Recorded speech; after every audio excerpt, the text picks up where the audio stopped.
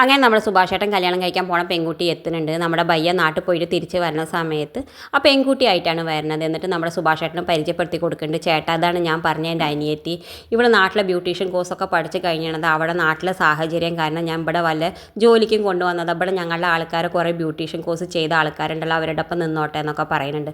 ആ സമയത്ത് നമ്മുടെ സുഭാഷേട്ടൻ പറയുന്നുണ്ട്, നിൻ്റെ വീട്ടിൽ ഇവിടെ താമസിപ്പിക്കാൻ എല്ലാ സൗകര്യങ്ങളും ഉണ്ടല്ലോ അല്ലേ, അതോ വേറെ വീട് അറേഞ്ച് ചെയ്ത് തരണോ എന്നൊക്കെ നമ്മുടെ സുഭാഷേട്ടൻ ചോദിക്കുന്നുണ്ട്. ഇല്ല ചേട്ടാ, എല്ലാം പാകാണ്, അവൾ അതിൽ അഡ്ജസ്റ്റ് ചെയ്തോളൂ എന്നൊക്കെ പറയുന്നുണ്ട്. ആ സമയത്ത് നമ്മുടെ ആ പെൺകുട്ടിയോട് നമ്മുടെ സുഭാഷേട്ടൻ ഇങ്ങനെ ഓരോന്നും നിനക്ക് സുഖമല്ലേ എന്ന് ചോദിക്കുന്ന സമയത്ത് ആ പെൺകുട്ടിക്ക് ഒന്നും മനസ്സിലാവണില്ല.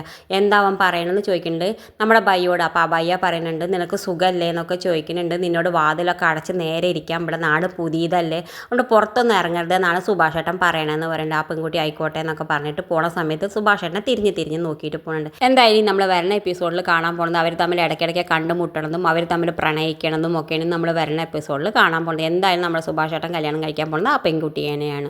പിന്നെ കാണിക്കുന്നത് അപ്പുറത്ത് നമ്മുടെ ഹേമയുടെ ഡ്രൈവറാക്കാൻ ശ്രമിക്കുന്നത് നമ്മുടെ രാജീവ് സുധീഷിനെ. നിധി അമ്പലത്തിൽ പോയ സമയത്ത് നമ്മുടെ സുധീഷിനെ ഡ്രൈവറാക്കാനൊക്കെ ശ്രമിക്കുന്നുണ്ട്. എന്തായാലും അപ്പോഴേക്ക് നിധിയൊക്കെ എത്തുന്നുണ്ട്. പിന്നെ കാണിക്കുന്നത് നമ്മുടെ സുധീഷിനെ തട്ടിക്കൊണ്ട് പോകുന്നുണ്ട്.